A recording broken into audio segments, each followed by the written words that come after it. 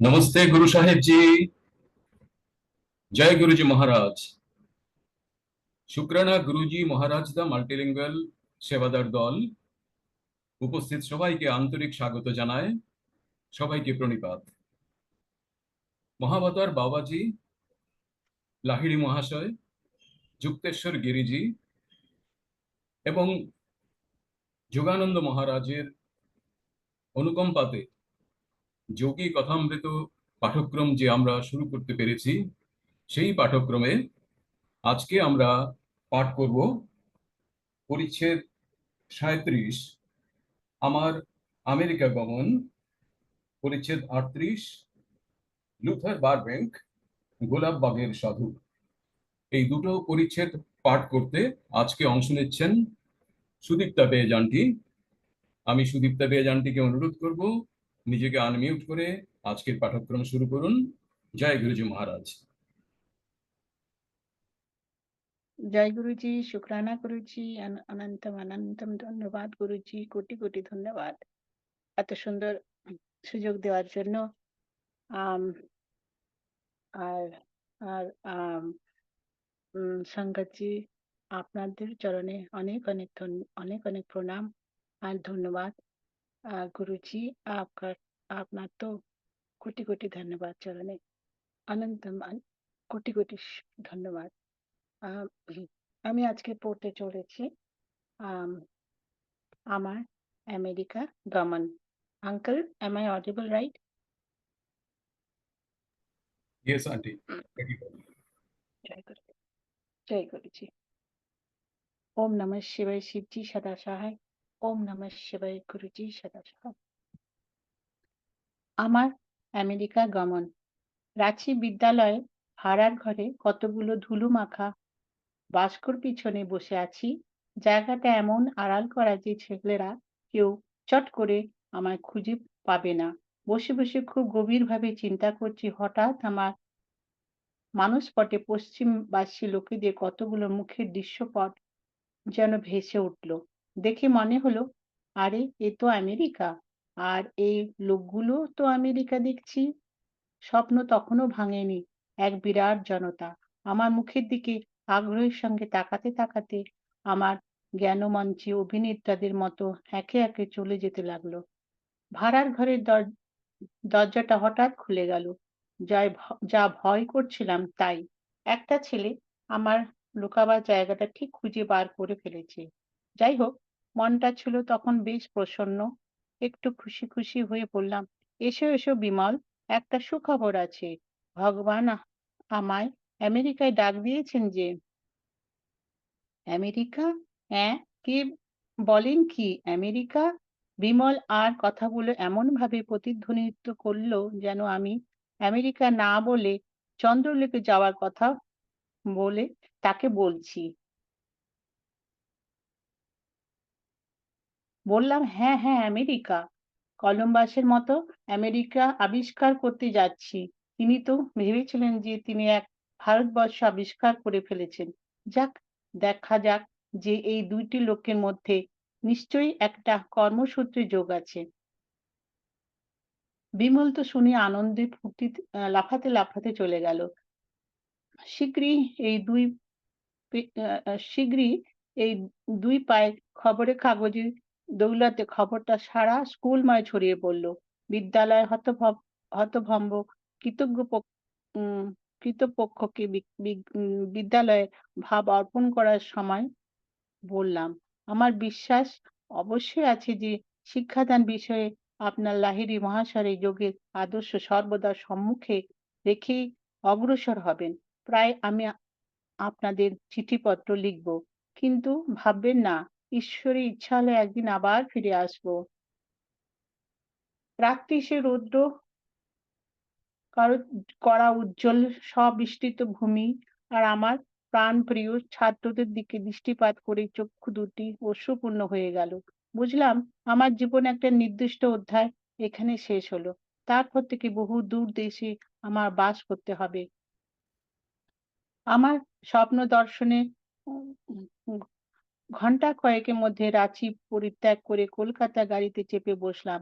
কলকাতা গিয়ে তার পরের দিন আমি আমেরিকা উদার ও মহাত্মা ধর্ম মহাত্মাবলম্বীদের আন্তর্জাতিক কংগ্রেস ও international congress of religious revolution in America হতে ভারতবর্ষে প্রতিদ্বন্দ্বিত করার জন্য একটি নিমন্ত্রণ পাই।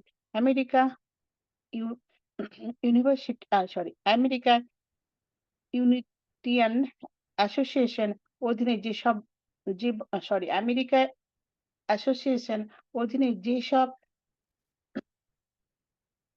I am so sorry America Unitarian association অধীনে যে সেই বছর এক অধিবেশন বস্টন শহরে হবার কথা ছিল,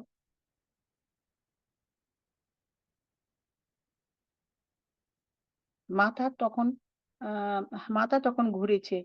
বুদ্ধি গুলিয়ে যাবার জোগাড়। কি করি? কি করি? ছুটলাম শ্রীরামপুরে গুরুদেব শ্রীযোগেশ্বর জির কাছে পরামর্শ নিতে। বললাম, গুরুজি, এইমাত্র আমি আমেরিকা হতে একটা নিমন্ত্রণ পত্র পেলাম। সেখানে এক ধর্ম মহা সম্মেলনে আমার বক্তৃতা দেবার জন্য ডেকেছে। আমি কি যাব? গুরুদেব শুধুমাত্র বললেন, সকল দুনিয়ায় তো তোমার জন্য খোলা জানবে। এখন না হলে আর কখন তুমি এখন না হলে আর কখন তোমার যাওয়া হবে?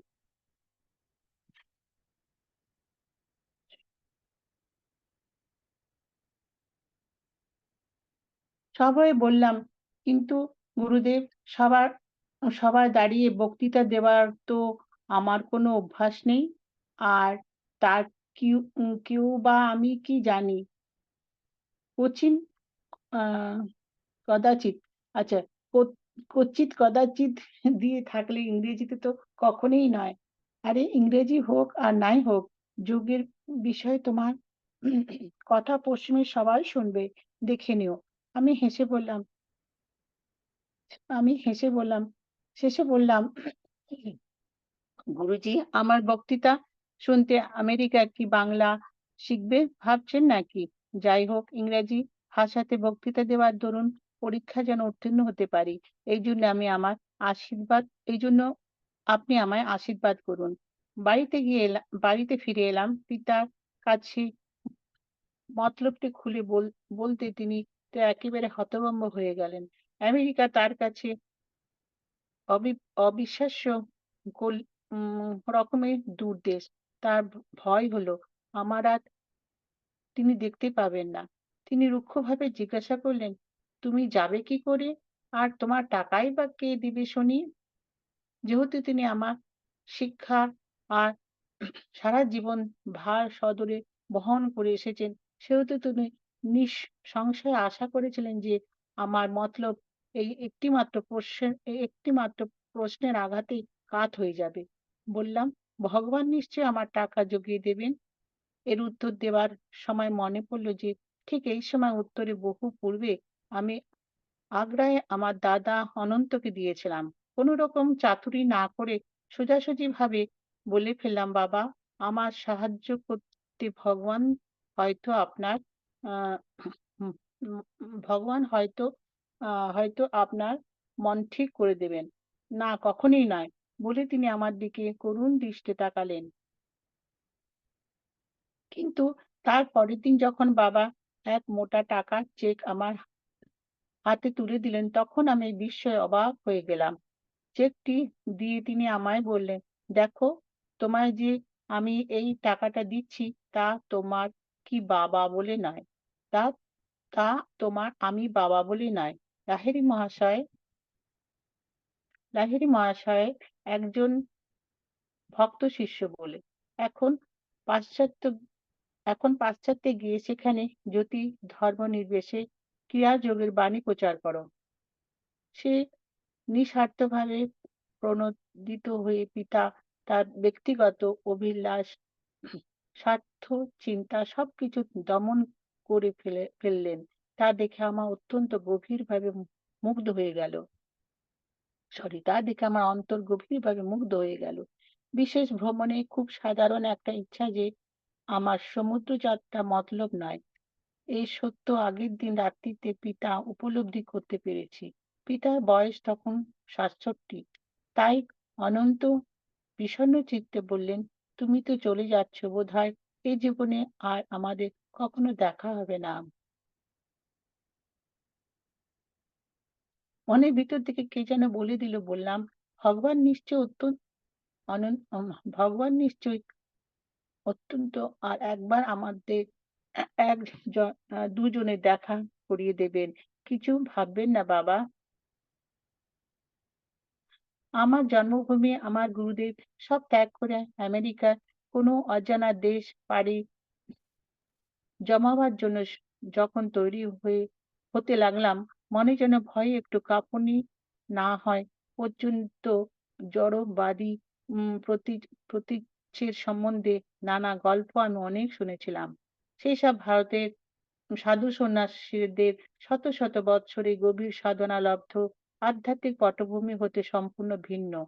ভাবলাম, প্রচের কোনো লোকগুরু যিনি প্রতীচ্যের জীবন ধারণ মধ্যে প্রবেশ করার সাহস করবেন, তাকে হিমালয়ের দরুন শৈলের মধ্যে শৈত্যের মধ্যে কঠিন তপস্যার চেয়েও কঠোরতর সম- সমা উম, স- সাধনার সম্মুখীন হতে হবে। অতি প্রাচুর্যে উঠে একদিন প্রার্থনা শুরু করলাম, মনে একটি দৃঢ় সংকল্প নিয়ে যে ঈশ্বরের বাণী শুনতে না পাওয়া পর্যন্ত প্রার্থনা করেই যাব। মরি আর মরি যদি যায় তাহলেও উত্তর না শোনা অব্দি তা বন্ধ হবে না। আমার প্রার্থনা ছিল মনে আশ্বাস, দুর্লভ সাহস আর সর্বোপরি তার আশীর্বাদ যাতে করি আমি আধুনিক উপযোগীদের উজ্জটিকার মধ্যে নিজেকে হারিয়ে না ফেলি। আমেরিকা যাওয়ার জন্য মন পূর্ব হতে স্থির করে ফেলেছিলাম বটে, কিন্তু প্রথমে ঈশ্বরের অনুমতি আর আশ্বাসবাদী শোনাবার জন্য মনের সংকল্প আরো দৃঢ়তর হয়ে উঠেছিল। প্রার্থনা চলতে লাগলো, বিরাম নেই। বুকের কান্না বুকে চেপে রেখে উম অনড় হয়ে বসে সমস্ত অন্তর উজাড় করে ঈশ্বর চরণে কাতর প্রার্থনা করুণভাবে নিবেদন করতে লাগলাম। তথাপি কোনো উত্তর পেলাম না। আমার নীরব প্রার্থনা ক্রমশ গভীরতর হতে লাগলো। মনে দারুণ যন্ত্রণা। দুপুরবেলা নাগাদ মনে হলো যেন চরমে পৌঁছেছি। যন্ত্রণা সহ্য করতে পারছি না। মনের আকুলতা মনের আকুল আবেগে আরো গভীরভাবে ক্রন্দন করতে গেল। সরি মনের আকুল আবেগে আরো গভীরভাবে রোদন করতে গেল। মনে হচ্ছিল যেন মাথা বুঝি এক্ষুনি ফেটে যাবে। সেই মুহূর্তে আমাদের বসত বাড়ির সদর দরজায় একটা কড়া নাড়ার শব্দ শুনতে পেলাম। দরজা খুলে দেখি কৌপিনধারী এক নবীন সন্ন্যাসী তিনি বাড়িতে প্রবেশ করলেন। হতভম্ব হয়ে গিয়ে ভাবলাম যে উনি নিশ্চয় বাবাজি হবেন, কারণ আমার সম্মুখে যিনি উপস্থিত তার আকৃতি লাহিড়ী মহাশয়ের যুবা বয়সী সাদৃশ্য আছে। আমার মনে কথা বুঝতে পেরে যেন তিনি জবাব দিলেন, হ্যাঁ হ্যাঁ বাবাজি। তারপর আমি মধুর হিন্দি তারপর তিনি মধুর হিন্দিতে বললেন, আমাদের পরম পিতা পরমেশ্বর তোমার প্রার্থনা শুনেছেন। তিনি আমার বলতে আমাকে আদেশ করেছেন যে তুমি গুরুর আজ্ঞা শিরোধার্য করে আমেরিকা যাও। ভয় করো না, ঈশ্বর সর্বদা তোমার রক্ষা করবেন। কি- কিছুক্ষণ নীরবতার পর বাবাজি পুনরায় বলতে শুরু করলেন, তোমাকে আমি পশ্চিম ক্রিয়াযোগের বাণী প্রচার করবার জন্য মনোনীত করেছি। বহুদিন পূর্বে কুজ্জ মেলায় তোমার গুরুদেবের সঙ্গে আমার দেখা হয়। তখনই আমি তাকে বলেছিলাম যে তোমাকে আমি তার কাছে শিক্ষার জন্য পাঠাবো। তার আগমনে আর তিনি যে আমার শ্রী যোগেশ্বর গিরিজির কাছে পাঠিয়েছিলেন তার সম্মুখ নিঃসৃত ও কথাগুলো শুনে ভয়ে ভক্তিতে আমি নির্বাক ও নিশ্চল হয়ে দাঁড়িয়ে রইলাম।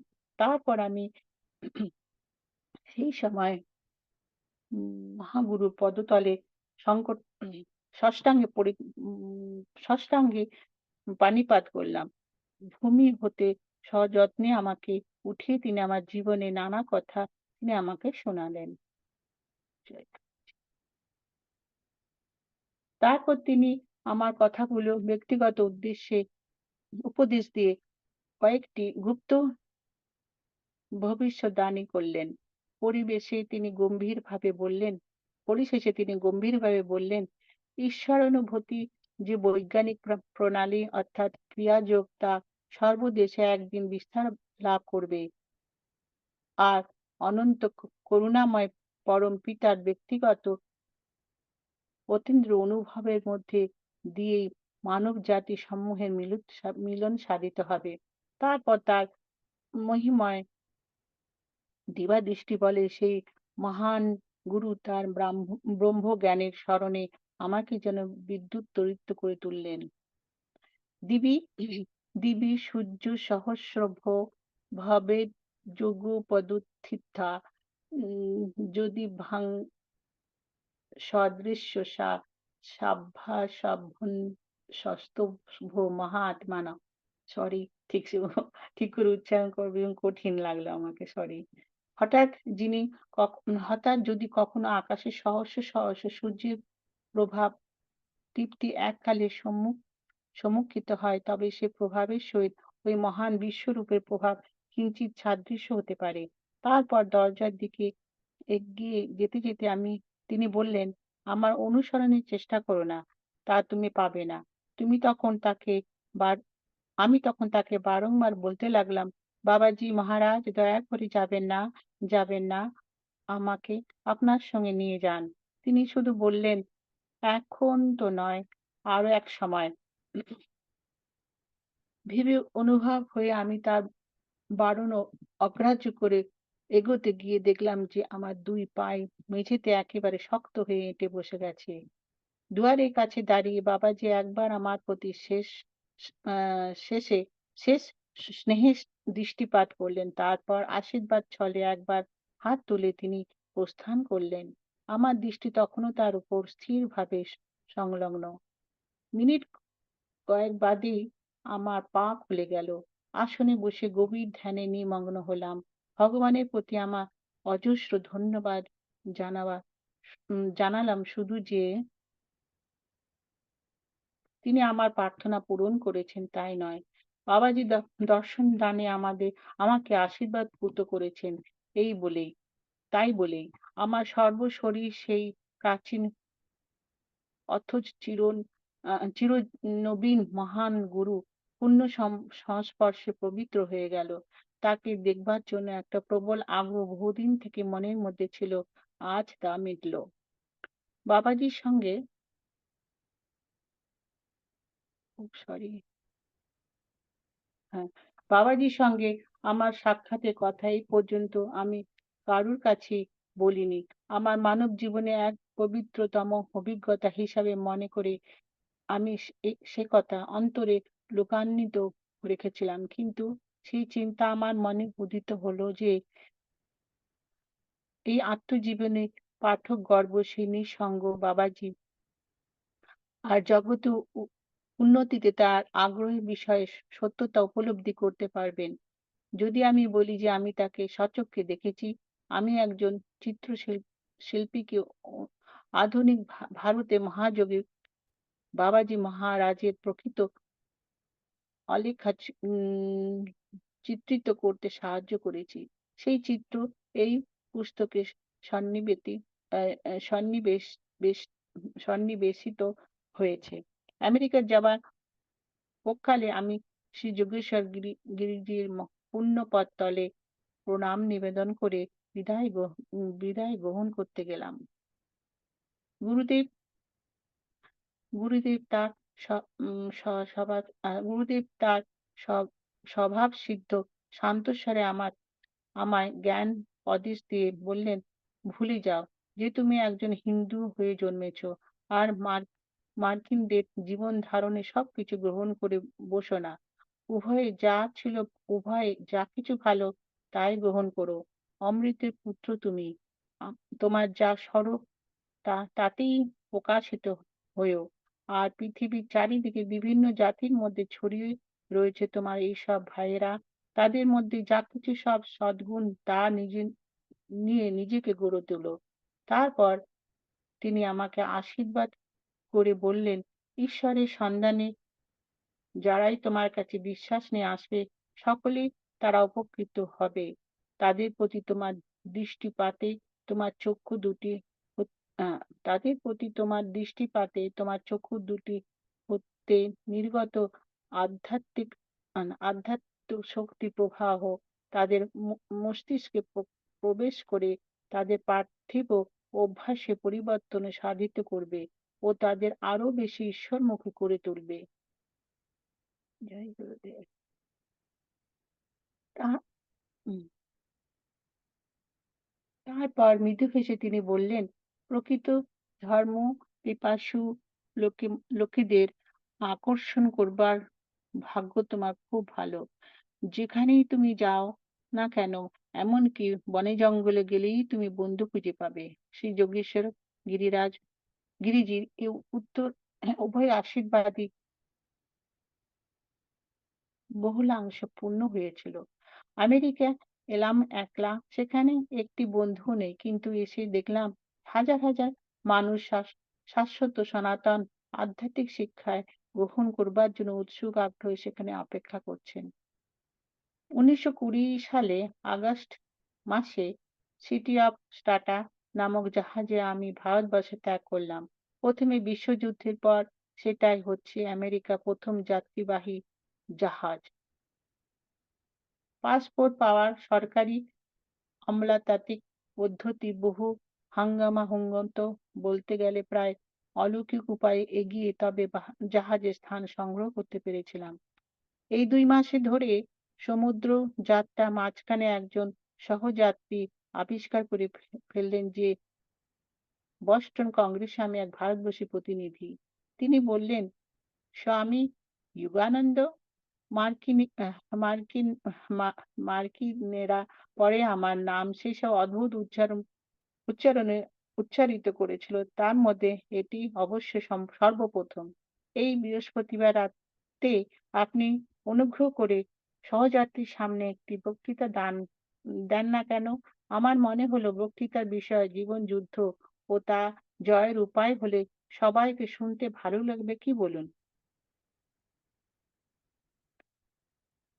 হ্যাঁ, ভগবান বুধবার রাতে আমি আবিষ্কার করলাম যে আমার নিজের জীবন যুদ্ধের লড়াই এ এমন আমার আ আম নাম কি সরি আমার জীবনে যুদ্ধের লড়াই এ এখন আমার নামতে হবে। ইংরেজিতে বক্তৃতা দেওয়ার জন্য ভাব-টাব গুলো একটু আধটু গুছিয়ে নেওয়ার জন্য খানিকক্ষণ ধরে প্রাণপণে চেষ্টা করার পর শেষে একবার হাল ছেড়ে দিলাম। চিন্তাগুলো বুনো ঘোড়ার যেমন জিনের দিকে সন্দেহের চোখে তাকায়, সেইভাবে ইংরেজি ব্যাকরণের নিয়ম-কানুনগুলির সঙ্গে অসহযোগিতা করে চলল।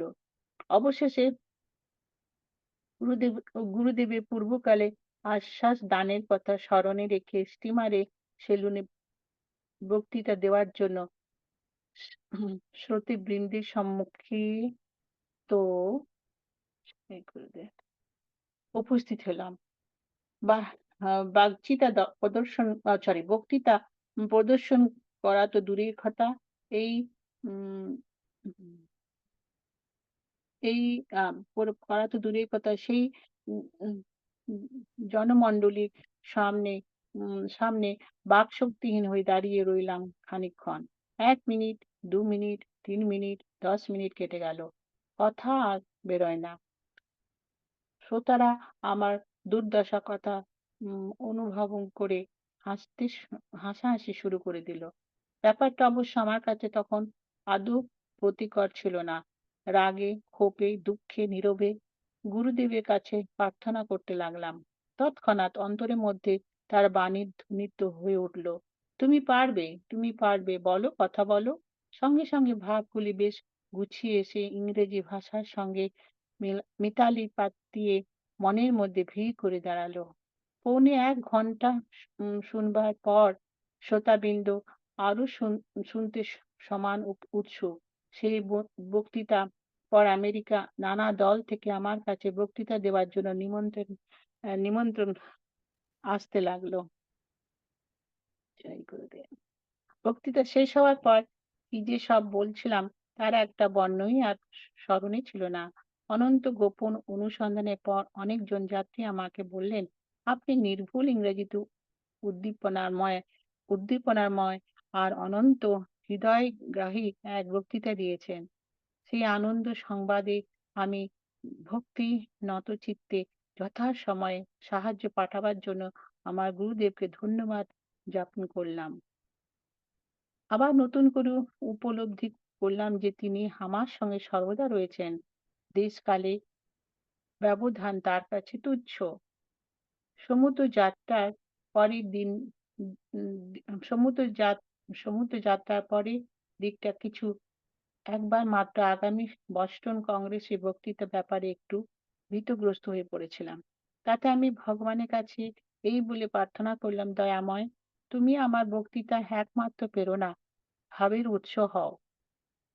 সিটি অফ স্পেটা সেপ্টেম্বরে শেষ নাগাদ বস্টনের কাছে বন্দরে গিয়ে ভিড়ল।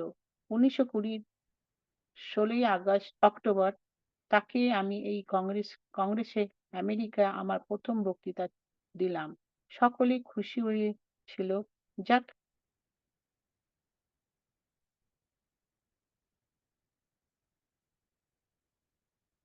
যাক মুক্তি নিঃশ্বাস ছেড়ে বাঁচলাম।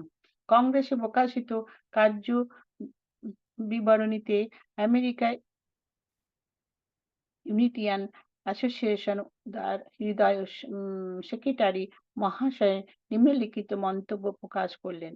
ভারতবর্ষে রাঁচি ব্রহ্মচর্য আশ্রয় থেকে স্বামী যোগানন্দ কংগ্রেসে তার সমিতি অভিনন্দন নিয়ে এসেছেন। বিশুদ্ধ আর পরিষ্কার ইংরেজিতে তার উদ্দীপনা ভাষায় তিনি ধর্মবিজ্ঞান সম্বন্ধে দার্শনিক দার্শনিক তত্ত্বপূর্ণ এক বক্তৃতা দেন।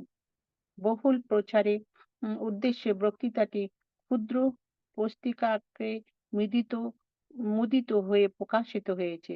তিনি বলেছেন, ধর্ম হচ্ছে সর্বজনীয় আর অভিন্ন। আমার অবিশ্ব কোনো বৈশিষ্ট্য, প্রথা বা বিশ্বাসকে সর্বজনীয় রূপ দিতে পারি না, কিন্তু ধর্মের মূলতত্ত্বকে সর্বজনীয় করে তোলা যেতে পারে, আর তা আমার সকলে অনুসরণ করতে আর পালন করতেও বলতে পারে। পিতার উদার পিতার উদার দানের ফলে অধিবেশন শেষ হয়ে গেলেও আমি আমেরিকা কিছুকাল ধরে যেতে পেরেছিলাম। বস্টনে তিনি বস্টনে তিনি সুখে সরল এবং অনাড়ম্বরভাবে 3টি বছর কেটে গেল। বক্তৃতা প্রদান, যোগ সম্বন্ধীয় ক্লাসে শিক্ষাদান ছাড়া একটি কবিতা বই লিখেছিলাম। বইটির নাম সস of the soul source of the soul song of the soul. এর মুখ বন্ধ লিখে দিয়েছিল doctor Frederick D Robinson, city of New York কলেজের প্রেসিডেন্ট। 1924 সালে সমগ্র মহাদেশ পরিক্রম করে প্রধান প্রধান শহরে হাজার হাজার লোকের সামনে আমাকে বক্তৃতা দিতে হয়েছিল। পরম নমনীয় আলাস্কায় অবকাশ যাপন করার জন্য সিয়াটলে জাহাজে চড়ে বসলাম।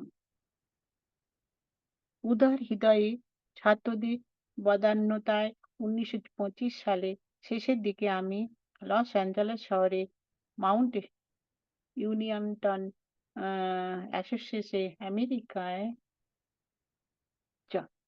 Sorry what happened? Oh,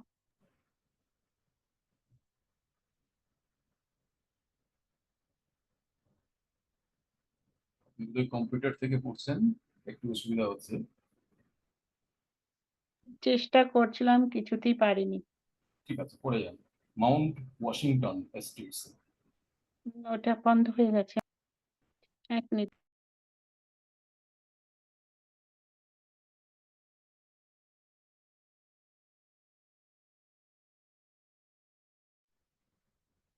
uncle একটু স্টার্ট করুন। আমি খুঁজে পাচ্ছি না। ১ সেকেন্ডের জন্য একটু স্টার্ট করুন।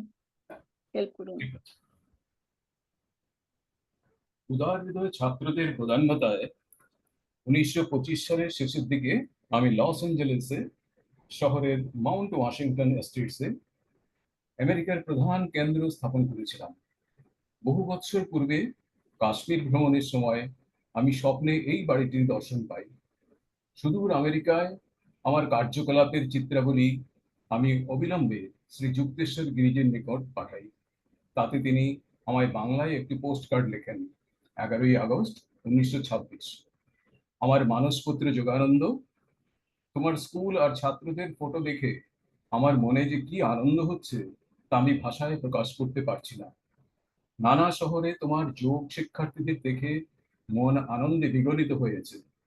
স্তোত্রপাঠ, রোগ নিরাবনে রোগ নিবারণে শক্তি সঞ্চার আর দৈব উপায়ে রোগ নিরাময়ের প্রার্থনা প্রভৃতির তোমার প্রণালীর কথা শুনে আমার আন্তরিক আশীর্বাদ তোমায় না দিয়ে থাকতে পারছি না। মাউন্ট ওয়াশিংটন এস্টেটসের গেট আর ক্রমোন্নত আঁকাবাঁকা পার্বত্য পথ আর তার নিচের অপূর্ব প্রাকৃতিক দৃশ্যাবলী নিজের চোখে দেখতে আমি খুব ইচ্ছে করছে। এখনকার সব মঙ্গল ভগবত কৃপায় তুমি চিরসুখী হও, শ্রীযুক্তেশ্বর গিরি। বছরের পর বছর কেটে গেল। এই নতুন মহাদেশের প্রতিটি অংশেই আমি বক্তৃতা দিয়ে বেড়ালাম। শত শত ক্লাব, কলেজ, চার্চ আর নানা দলের সামনে আমায় অনেক কিছু বলতে হলো। 1920 1930 দশকে সহস্র সহস্র আমেরিকাবাসী আমার যোগের ক্লাসে যোগদান করে। তাদের সকলের নামে হুইসপার্স ফ্রম ইটার্নিটি দিব্যবাণী নামে 1929 খ্রিস্টাব্দে একটি নতুন প্রার্থনা ও কবিতার পুস্তক উৎসর্গ করলাম। বইটির মুখবন্ধ লিখেছেন শ্রীমতী অ্যামেলিটা গ্যালি কুচি। কখনো কখনো, সাধারণত মাসের পয়লা তারিখে, মাউন্ট ওয়াশিংটন এস্টেটসের অথবা সেলফ রিয়েলাইজেশন ফেলোশিপের অন্যান্য কেন্দ্র সকলের ব্যয় নির্বাহের জন্য যখন বিল সব এসে হাজির হতো, তখন ভারতবর্ষের সকল অনাড়ম্বর শান্তিময় জীবনের জন্য প্রাণের ব্যাকুলতা জেগে উঠত। কিন্তু প্রাচী আর প্রতীচীর ভাবের আদান প্রদানের দৈনন্দিন প্রসার দেখে মন আনন্দে উল্লসিত হয়ে উঠত। তার জাতির পিতা জর্জ ওয়াশিংটন, যিনি বহু উপলক্ষেই অনুভব করেছিলেন যে তিনি দৈব নির্দেশে পরিচালিত হবেন আমেরিকার আধ্যাত্মিক অনুপ্রেরণার জন্য, তার বিদায়বাণীতে নিম্নলিখিত কথাগুলি বলেছিলেন। স্বাধীন, শিক্ষিত আর অচিরের একটা বিরাট জাতিতে পরিণত এদের পক্ষে সর্বদা উচ্চ ন্যায় বিচার আর লোকহিতৈষণার দ্বারা চালিত জাতির একটা অতি মহত্বপূর্ণ আর বিরাট উদাহরণ মানব জাতিকে দেওয়ার সে উপযুক্ত হবেই। নিঃসংশয়ে বলা যায় যে সময় আর ঘটনার পথে এরূপ একটা বিরাট পরিকল্পনার ফল এ শুধু ধৈর্য ধরে অনুসরণ করবার সাময়িক ক্ষতি বহু গুণেই পূরণ করবে। এ কি কখন হতে পারে নাকি যে ভগবান একটা জাতির গুণের সঙ্গে তার চিরস্থায়ী সুখ আর সৌভাগ্য সংযুক্ত করে রাখেনি? হুইটম্যানের আমেরিকা প্রশস্তি। ওয়ার্ল্ড হুইটম্যানের দাও মাদার উইথ দাই ইকুয়াল ব্রুট হতে উদ্ধৃত। তোমার ভবিষ্যকালে তুমি বুদ্ধিদীপ্ত বৃহত্তর তব নরনারী দলে তোমা মাঝে, তোমার সে শক্তিধর নৈতিক ও আধ্যাত্মিক উত্তর দক্ষিণ আর প্রাচী ও প্রতীচী। তব নৈতিক সম্পদে আর সভ্যতায় ততদিন জড় সভ্যতার বৃথাই তব গর্ব রহিবে কেবল। সর্বার্থ সাধক তব শ্রদ্ধা সর্বব্যাপী, অথবা যে কেবল একটি মাত্র বাইবেল ত্রাণকর্তা মাঝে আবদ্ধ তুমি তো নও, মুক্তিদাতা রূপে গণ্য তোমা মাঝে যারা সংখ্যা নাই তার, নিদ্রিত রয়েছে তারা বুকের মাঝারে তব, যে কোনো লোকের সাথে তুলনায় তার দৈবী ভাবে সমতুল এ স্বভাব। এরাই তোমার মাঝে নিশ্চয় আসবে দেখো, ভবিষ্যৎবাণী আমি করে যাই আজ। পরিচ্ছেদ 37 আমরা শেষ করলাম। সেনগুপ্ত আঙ্কেলকে জিজ্ঞাসা করবো, আঙ্কেল এই পরিচ্ছেদের উপরে আপনি কোনো মন্তব্য করতে চান এই সময়ে?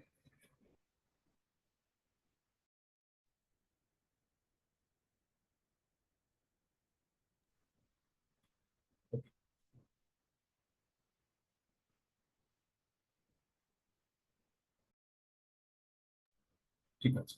আহ, সুদীপ্তা আন্টি, আপনি কি পরের চ্যাপ্টারটা নিজে পড়বেন? হ্যাঁ, হ্যাঁ, হ্যাঁ, খুঁজে পেয়েছি। আচানক কোথা থেকে গায়েব হয়ে গেল। জানি না, গুরুদেব জানে, গুরুজি জানে। লুথার বারব্যাংক, গোলাপ বাগানের সাধু,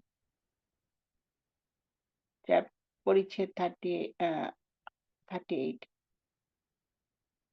লুথার বারব্যাংক সে একজন যুগান্তকারী মার্কিন উদ্ভিদ উদ্ভিদ উদ্ভিদবিদ উদ্ভিদ উদ্ভিদ রাজ্যের জাদুকর। অসীম ধৈর্য আর অপূর্ব ম- মনীষা বলে উনি উদ্ভিদ রাজ্যে নানা নতুন নতুন ফুল ফলের সৃষ্টি করেছেন। তার পরীক্ষার্থে ছিল ক্যালিফোর্নিয়ার সান্তা রাজা উদ্যান। একদিন যখন তার সঙ্গে সেখানে বেরোচ্ছি, লুথার বারব্যাংক তখন সে জ্ঞান গর্ভ সত্যটি প্রকাশ করে বললেন, উন্নত ধরনের উদ্ভিদ প্রজননে উম, গুপ্তরহস্য হচ্ছে অবিশ্ব বৈজ্ঞানিক জ্ঞান ছাড়া প্রেম। তাহারা আহারযোগ্য এক প্রকার কাঁটাশূন্য মানব উম মান মা সরি আমরা আহারযোগ্য এক প্রকার কাঁটাশূন্য মানুষ মনসা গাছের ঝাড়ের কাছে এসে তখন দাঁড়ালাম। তিনি বলতে লাগলেন, যখন আমি মনসা গাছের কাঁটাশূন্য কুড়বার পরীক্ষা চালাচ্ছিলাম, তখন আমি প্রায়ই তাদের আদর করে ভালোবাসার কথা সব বলতাম। আমি তাদেরকে বলতাম, আমাদের কিছু ভয় নেই, তোমাদের কিছু ভয় নেই। আত্মরক্ষার জন্য তোমাদের কাটা কি দরকার? আমি তোমাদের সব রক্ষা করব।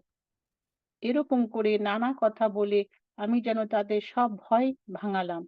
অবশেষে দেখা গেল যে মরুভূমিতে সেই দারুণ কাঁটাওয়ালা ফণি মনসা গাছ হতে একেবারে কাঁটাশূন্য অতি অতি প্রয়োজনীয় এক বিশেষ শ্রেণী গাছে উদ্ভব হয়েছে। ওয়াও!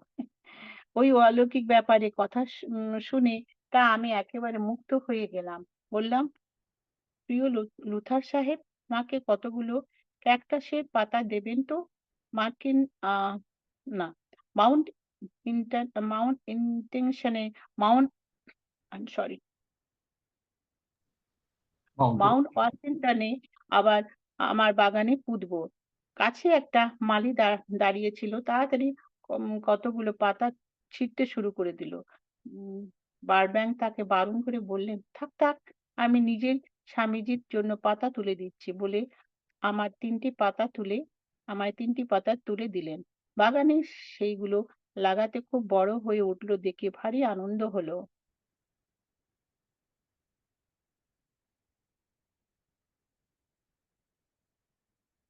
সেই বিখ্যাত উদ্ভিদ উদ্ভিদ তত্ত্ববিদ আমায় বলেছিলেন যে তার প্রথম উল্লেখযোগ্য সাফল্য হচ্ছে সবৃহৎ আলো। তার নিজ নামে এখন যা পরিচিত বিরাট প্রতিভা, অক্লান্ত পরিশ্রমে তিনি প্রকৃতিতে নানা বর্ণ সংকর জাতি সৃষ্টি করে পৃথিবীকে বহু নতুন করে উন্নত ধরনের ফুল ফল উপহার দিয়েছেন। যেন তার নামে পরিচিত নতুন ধরনের টমেটো, ভুট্টা, স্কোয়াশ, চেরি, কুল, নেকটারিন, বেরি, পপি, লিলি ও গোলাপ ইত্যাদি। লুথার সাহেব যখন তা লুথার সাহেব যখন আমার এই বিখ্যাত বাদাম গাছের কাছে নিয়ে গেলেন, তখন আমি আমার ক্যামেরা মুখ সেই দিকে ঘুরালাম। সেই বাদাম গাছ থেকে তিনি তিনি প্রণাম করেছিলেন যে প্রাকৃতিক বিবর্তন দ্রুত গতিতে বৃদ্ধি করা যেন যেতে পারে। তিনি বললেন, মাত্র ১৬ বছরে এই বাদাম গাছ এমন প্রচুর ফলন ফলেছিল যে কোনো সাহায্য না পেয়ে প্রকৃতি তেমনভাবে ফল ফলাতে গেলে অত্যন্ত তার দ্বিগুণ সময় তো লাগতই। বারব্যাংক ছোট বার ব্যাংকের ছোট কন্যাটি একটি পশু কুকুর নিয়ে লাফাতে লাফাতে বাগানে এসে ঢুকলো। লুথার সাহেব সস্নেহে তাকে দেখিয়ে দিয়ে বললেন, ও হচ্ছে আমার মানব তরু। সমগ্র মানব জাতি আমি একটি বিশাল বনস্পতির মতনই মনে করি। তাদের পূর্ণ বিকাশ আর পরিণতির জন্য চরম পরিণতির জন্য দরকার প্রেম, প্রাকৃতিক মুক্ত আলো বাতাস আর স সচতুর নির্বাচন ও মিলন সংঘর্ষণ আমার জীবনের জীবন কারণ বক্ষলতার বিবর্তনে এমন সব আশ্চর্য উন্নতি আমি দেখেছি যে তাতে করে আ আমার খুশি আ আমার খুবই আশা হয় আমার খুবই আশা হয়। যদি সন্তান-সন্ততিদের সকল সুসঙ্গভাবে জীবনযাত্রা নির্বাহ করতে শিক্ষা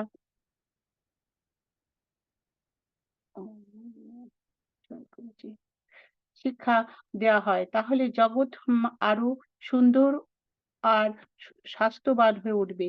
প্রকৃতি এবং প্রকৃতির স্রষ্টা হয়ে ঈশ্বরে আমাদের ফিরে যেতে হবে। অ লুথার সাহেব, আপনি আমার রাঁচি বিদ্যালয়ের মুক্ত আকাশতলে পাঠানদের ব্যবস্থা আর সেখানে শান্তির আবহাওয়া সকল অনারম্ভ জীবনযাপন দেখলে নিশ্চয়ই খুশি হবেন।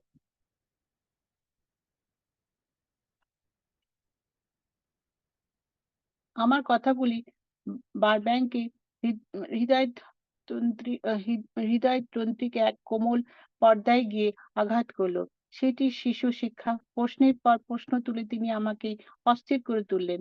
তার শান্ত গম্ভীর চোখ দুটি আগ্রহ উদ্দীপ্ত। অবশেষে তিনি বললেন, স্বামীজি, আপনার বিদ্যালয়ের মতো বিদ্যালয় আগামী সহস্রাব্দের একমাত্র আশা। আমি বর্তমান যুগের শিক্ষা অবস্থার উপর একবার বিদ শুদ্ধ। এরকম শিক্ষা প্রকৃতি থেকে বিচ্ছিন্ন সমস্ত ব্যক্তিত্বের শ্বাসরোধ করে। আপনার শিক্ষা যে কার্যকারী আদর্শ তার সঙ্গে আমি মনপ্রাণ এক। এই সৌম্যমূর্তি ঋষিটির কাছ থেকে বিদায় নেবার সময় তিনি একটি ছোট বই সাক্ষাৎ করে সেটি আমার উপহার দিয়ে বললেন, এই আমার বই, দি ট্রনিং ট্রনিং অফ দি হিউম্যান হিউম্যান প্ল্যাট। এখন চাই নতুন ধরনের শিক্ষা আর চাই নির্ভীক পরীক্ষা। সময়ে সময়ে খুব দুঃখ সাহসী পরীক্ষার ফলে সর্বোৎকৃষ্ট ফল-ফুলের উৎপাদন সম্ভব হয়েছে। শিশু শিক্ষার নতুন প্রণালী প্রবর্তনে এমনি দুঃখ সাহসী, তেমনি বহু পরীক্ষার প্রয়োজন। গভীর আগ্রহে তার সেই বইটি আমি রাত্রিতে পড়ে শেষ করে ফেললাম। জাতির গৌরবময় উজ্জ্বল ভবিষ্যতের প্রতি দৃষ্টিপাত করে তিনি লিখেছেন, এই পৃথিবীতে সবচেয়ে বেশি অনন্যনীয় সজীব বস্তু যাতে পরিবর্তন করা অত্যন্ত কঠিন, সে হচ্ছে একটি গাছ। আর কতগুলি অভ্যাস একেবারে বদ্ধমূল হয়ে গেছে।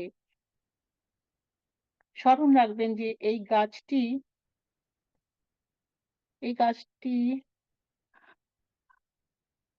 যুগ যুগান্তর ধরে তার বৈশিষ্ট্য বজায় রেখে এসেছে।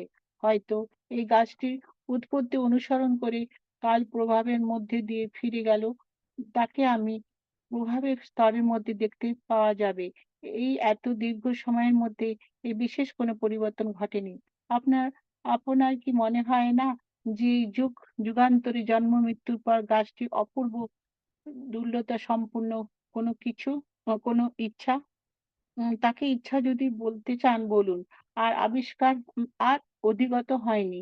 বাস্তবিক এখন কতগুলো গাছ আছে, সেখানে কতগুলো পাম জাতীয় গাছ। তারা তার সংরক্ষণশীল যে কোনো মানব শক্তি এ পর্যন্ত তাদের মধ্যে কোনো পরিবর্তন ঘটতে পারেনি। একটা গাছের ইচ্ছার তুলনায় মানুষ ইচ্ছা খুবই নগণ্য। কিন্তু দেখুন এই সম্পূর্ণ গাছটা জীবনব্যাপী দৃঢ়তা শুধুমাত্র বর্ণ সংকরতা ঘটিয়ে নতুন জীবনের সংযোগ করে। তার জীবনে একটা সম্পূর্ণ এক শক্তিশালী পরিবর্তন এনে কি করে তাকে ভঙ্গ করে ফেলা যায়। তারপর সেই ব্যাঘাত এলে তাকে বছরের পর বছর ধরে অত্যন্ত ধৈর্যের সঙ্গে নির্বাচন করে নির্বাচন আর পর্যবেক্ষণ করে তার অভ্যাস সদৃঢ় করে সদৃঢ় করে তুলুন। দেখবেন নতুন গাছটির নবজীবন ধারণ আব আরম্ভ হয়ে আরম আরম্ভ হয়ে গেছে। সে আর তার পুরাতন অবস্থা আরও ফিরে যাবে না। তার আর অম অনমনীয় ইচ্ছা পরিবেশে একেবারে লুপ্ত পরিবর্তন হয়ে যাবে। এরকম ব্যাপার যখন শিশু প্রকৃতি মন একটা ভাবা প্রলা প্রল প্রল ভাবাপ্রণব আর নমনীয় বিষয় ঘটে, তখন সমস্যাটি অত্যন্ত সহজ আর সরল হয়ে আসে। এই বিষয়ে আমেরিকান বৈজ্ঞানিক মনীষাই উম চিম্বুকাকৃত হয়ে হয়ে আমি বা বারংবার এর সঙ্গে সাক্ষাৎ করতে যাই। একদিন সকালে গিয়ে একদিন সকালে গিয়ে পড়েছি দেখি উম ডাক পিয়নে এসে হাজির হয়েছে। বার্ড ব্যাংকে পড়বার ঘরে একটা থলে করে তার নামে চিঠি দিয়ে গেল। হাজার খানিক চিঠি হবে। পৃথিবীর নানা প্রস্থানে উদ্যান আ উদ্যান উদ্যানতন্ত্রবিদ বিদে সরি উদ্যানতন্ত্রবিদেরা তাকে লিখেছেন। লুথার সাহেব খুশি হয়ে বলেছেন, স্বামীজি এসে পড়েছেন। ভালোই হয়েছে। আপনারা আপনার দোহাই দিয়ে চলুন বাগানে বেরিয়ে পড়ি। তারপর একটা প্রকাণ্ড ডেস্ক ড্রয়ার খুলে তার ভিতর থেকে অনেকগুলি দেশভ্রমণের ছবি অ্যালবাম বার করে নিয়ে বললেন, এই দেখুন আমি কেমন করে দেশ ভ্রমণে বেড়াই। গাছের সেবা আর চিঠিপত্র লেখালেখিতে আটকে পড়ে বিদেশে ভ্রমণের সুখ আর আমার মাঝে মাঝে এই সব ছবিগুলো দেখেই মেটাতে হয়। আর কি? আমার গাড়ির দরজার কাছে দাঁড়িয়েছিল লুথার সাহেব আর আমি এক সেই ছোট্ট শহরটিকে রাস্তায় রাস্তায় একটু ঘুরে বেড়ালাম।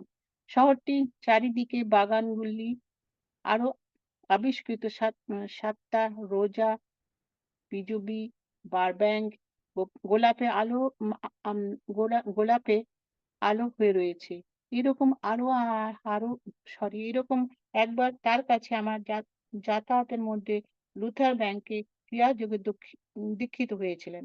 তিনি বললেন, আমি অত্যন্ত শ্রদ্ধার সঙ্গে প্রক্রিয়াটি অভ্যাস করি। তারপর যোগের বিভিন্ন অঙ্গ সম্বন্ধে আমাদের বহু সুচিন্তিত প্রশ্ন করবার পর অবশেষে ধীরে ধীরে বললেন, সত্যি প্রচ্যের এক বিশাল জ্ঞান ভাণ্ডার আছে, যার বিষয় প্রাচ্যিত্য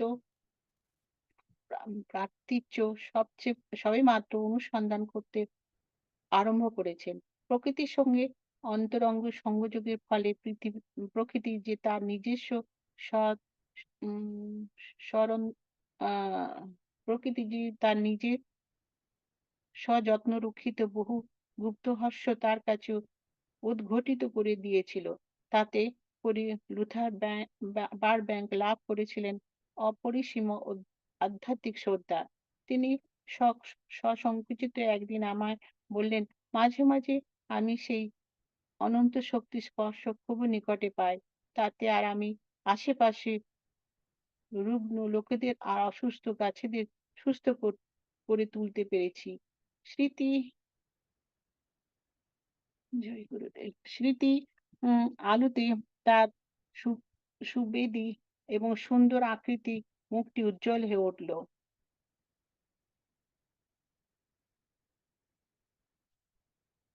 তার মা ছিলেন একজন খাঁটি খ্রিস্টান। তার কথা উল্লেখ করে বারব্যাংক বললেন, মায়ের মৃত্যুর পর বহুবার আমি আমার স্বপ্ন দেখা দিয়ে আমার সঙ্গে কথা বলছেন। নি নিতান্ত অনিচ্ছা সত্ত্বেও আমার এই বাড়ি তার নিতান্ত অনিচ্ছা সত্ত্বেও আমরা তার বাড়ি ফিরলাম। সেখানে হাজার খানেক চিঠি এখনো অপেক্ষা খোলা খোলবার অপেক্ষায় পড়ে রয়েছে। বাড়ি ফিরে লুথার সাহেবের কাছে একটা কথা পাড়লাম। বললাম, লুথার সাহেব, শীঘ্রই আমি একটি পত্রিকা বার করছি। পূর্বে আর পশ্চিমে যা কিছু সত্যের দান তা এর ভিতর দিয়ে লোকের হাতে পৌঁছে দেবে।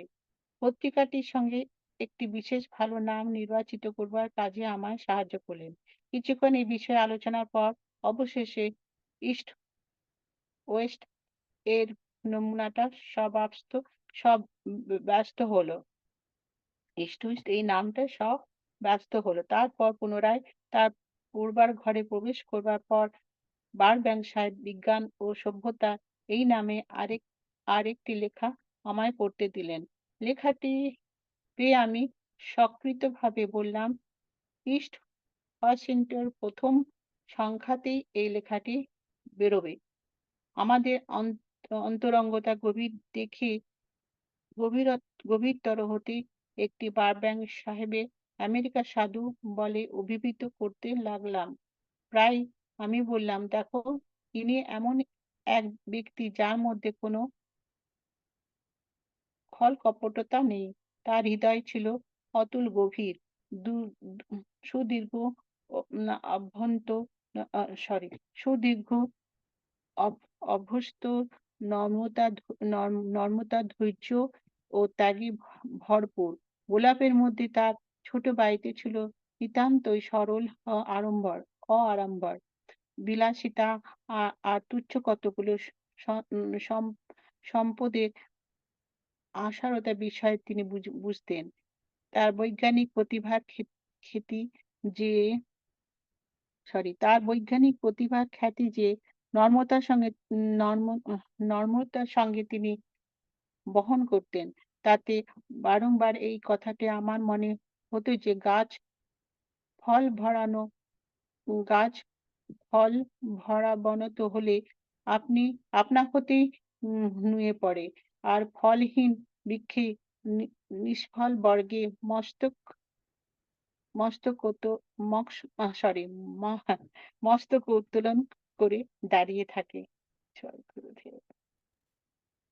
1926 সালে আমি যখন নিউ ইয়র্কে এখন আমার প্রিয় বন্ধু আমার নিউ ইয়র্কে তখন আমার প্রিয় বন্ধুবর এক ইহলোকে পরিত্যাগ করেন। সজল নয়নে আমি ভাবলাম তার সঙ্গে দেখা হলো না।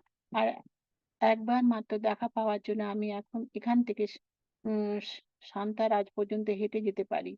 আমার সব সেক্রেটারি আর অতিথি অভ্যাস অভ্যাসগততার কাছ থেকে নিজেকে দূর রেখে তারপর দিন-রাত ২৪ ঘন্টা আমি নি নির্জনতার মধ্যে অতিবাহিত করি।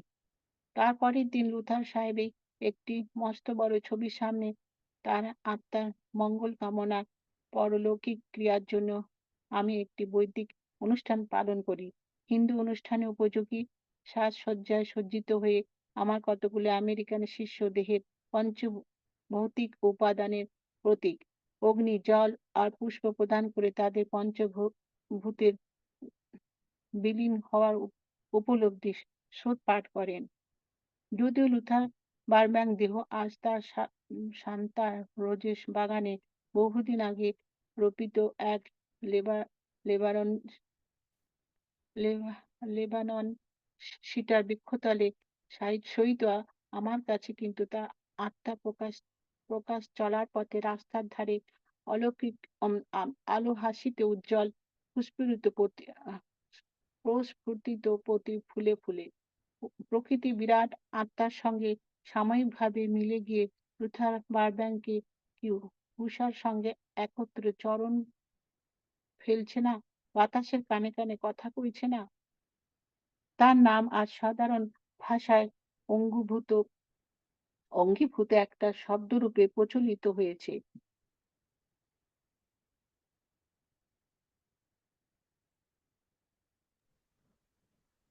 সমর্থক ক্রিয়রূপে শব্দে তালিকাভুক্ত হয়েছে, তার অর্থ দেওয়া হয়েছে জোর বাঁধা বা কমল করা।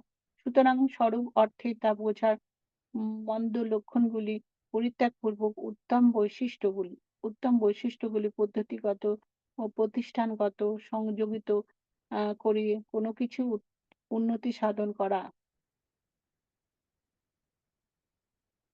বারব্যাংক কথাটি অধিষ্ঠানে প্রদত্ত সংজ্ঞা পাঠ করে আমি বলে উঠলাম, প্রিয়তম বারব্যাংক, আপনার নামটা হচ্ছে উৎকর্ষ আর সাধুতার এক প্রতিশব্দ। লুথার ব্যাংক শান্ত রোজা, ক্যালিফোর্নিয়া, ইউএসএ। লুথার ব্যাংক গোলাপের সাধু। 22শে ডিসেম্বর 1924। আমি স্বামীজি যোগানন্দ যো- উম, আমি স্বা- আমি যোগা সরি আমি স্বামীজি যোগানন্দে যোগদা প্রণালী পরীক্ষা করে দেখছি। আর আমার মতে মানুষের দৈহিক মানসিক আর আধ্যাত্মিক প্রকৃতির শিক্ষা আর সামঞ্জস্য বিধানে এক আদর্শ স্থায়ী স্বামীজির উদ্দেশ্য হচ্ছে পৃথিবীব্যাপী আদর্শ জীবনযাপন প্রণালী বিদ্যালয় প্রতিষ্ঠা করা। সেখানে শিক্ষা কেবলমাত্র বুদ্ধি বৃত্তির উৎকর্ষ সাধনে আবদ্ধ থাকবে তা নয়। শরীর, ইচ্ছা, অনুভূতি এদেরও প্রস্তুতি ব্যবস্থা থাকবে। মনোসংযোগ আর ধ্যানের সকল ও বৈজ্ঞানিক প্রক্রিয়ার দ্বারা যোগ যোগদা প্রণালীর মাধ্যমে শরীর, মন ও আত্মা উৎকর্ষ সাধনের জীবনে অনেক কিছু জটিল সমস্যার সমাধান হতে পারবে। আর পৃথিবীতে শান্তি আর সদিচ্ছা নেমে আসবে। স্বামীজির মতে প্রকৃত শিক্ষা হবে সকল প্রকার দুর্জ্ঞতা আর অকার্যকারিতা হতে মুক্ত সহজ সাধারণ জ্ঞান। তা না হলে এ আমার অনুমোদন পেত না। প্রকৃতির জীবনযাপন প্রণালী উদ্দেশ্যে আন্তর্জাতিক বিদ্যালয়ের জন্য স্বামীজির আবেদন ও অনন্তর সঙ্গে যোগদানের এই সুযোগ পেয়ে আমি আনন্দিত। যা প্রতিষ্ঠিত হলে সর্বরাজ্য সূচনা কাছাকাছি হবে। এর বেশি আর কি এর বেশি আর কিছু যে আছে তা আর আমার জানা নেই। জয় গুরুদেব। জয় গুরুজি। জয় গুরুজি। অনেক ভুল চুক হয়েছে, গুরুজি আমার মাফ করে দিবেন। সঙ্গতজি আমাকে মাফ করে দিবেন। জয় গুরুজি। Over to uncle. জয় গুরুজি মহারাজ। মহারাজের কৃপাতে আমরা দুটো পরিচ্ছেদ পাঠ শেষ করলাম। সেনগুপ্ত আঙ্কেলকে ওনার মন্তব্য রাখার জন্য অনুরোধ করার আগে আমি জিজ্ঞেস করতে চাই, কারো কোনো প্রশ্ন আছে এই বিষয়ে?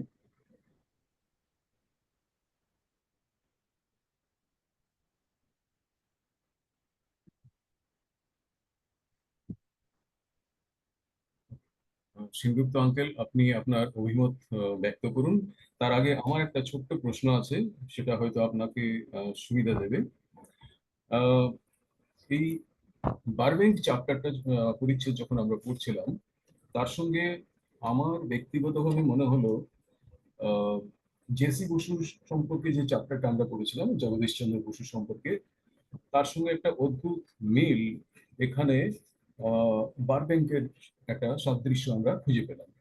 কিন্তু একটা জায়গায় খটকা এখন আমার রয়ে গেছে, সেটা হচ্ছে আহ, বারবেঙ্কে এখানে গোলাপ বাগের সাধু কেন বলা হয়েছে, বা ইংরেজিতে সেন্ট অফ রোজেস কেন বলা হয়েছে?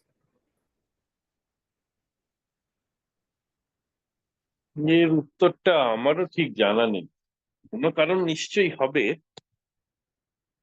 সেই জন্য ওনাকে সেন্ট অফ রোজেস বলা হয়েছে।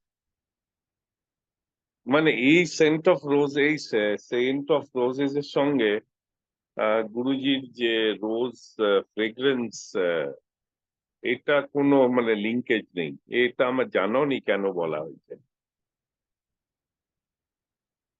হ্যাঁ, গুরুজির সঙ্গে এটার সাদৃশ্য না থাকলেও মানে এইটাও ঠিক বুঝতে পারছিলাম না যে বারব্যাঙ্কে কেন rose of saints yeah saint in roses কেন বলা হয়েছে। এটা আমার ঠিক, আমি আমি একটু জেনে আমি হয়তো এর পরের এপিসোডে বলে দেবো। নিশ্চয় নিশ্চয়। আর কারো কোনো প্রশ্ন আছে?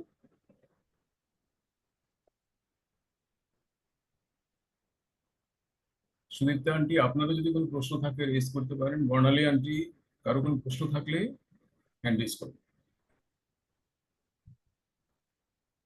না, আমার কিছু প্রশ্ন নেই আঙ্কেল। Thank you. জয় গুরুদেব। ঠিক আছে, তাহলে আহ, মনে হচ্ছে আজকের এই দুটো পরিচ্ছেদের উপরে বিশেষ কারো কোনো প্রশ্ন নেই। মূলত এই দুটো পরিচ্ছেদে আমরা আহ, যোগানন্দজির কি করে আমেরিকায় গেলেন, তারপর কিভাবে উনি সেখানে ওনার প্রসিদ্ধি লাভ করার দিকে অগ্রগতি লাভ করতেছিলেন, এবং তারপরে বারব্যাংকের মতো একজন প্রখ্যাত আহ, অনাবিল উম, সাধুর সঙ্গে ওনার কি করে বন্ধুত্ব হলো এবং ওনার কি বিশেষত্ব ছিল, সেইগুলি আমরা আজকের এই দুটো পরিচ্ছদে পড়লাম, জানতে পারলাম। ধন্যবাদ গুরুজিকে, অসংখ্য ধন্যবাদ গুরুজি মহারাজ, আজকের এই দুটো চ্যাপ্টার আমরা পাঠ করতে পারলাম বলে। ধন্যবাদ সুদীপ্তা বেজানটিকে, যিনি ভোর সকালবেলা উঠে আমেরিকা থেকেই এই দুটো চ্যাপ্টার পাঠ করার সাহায্য করেছেন। ধন্যবাদ যারা আজকের এই অনুষ্ঠানে সরাসরি অংশগ্রহণ করেছেন। ধন্যবাদ যারা পরবর্তী সময়ে আমাদের এই রেকর্ডিং থেকে শুনে অনুভব নেওয়ার চেষ্টা করবেন, তাদেরকেও ধন্যবাদ। সর্বোপরি ধন্যবাদ গুরুজি মহারাজকে, ধন্যবাদ বাবাজি মহারাজকে, ধন্যবাদ লাহিড়ী মহাশয়কে, ধন্যবাদ যুক্তেশ্বর গিরিজিকে, ধন্যবাদ যোগানন্দ গিরিজিকে। আমরা এই কথাটুকুর সঙ্গে গুরুজি মহারাজ কাছ থেকে আজকের অনুষ্ঠান শেষ করার জন্য আজ্ঞা নেব। জয় গুরুজি মহারাজ।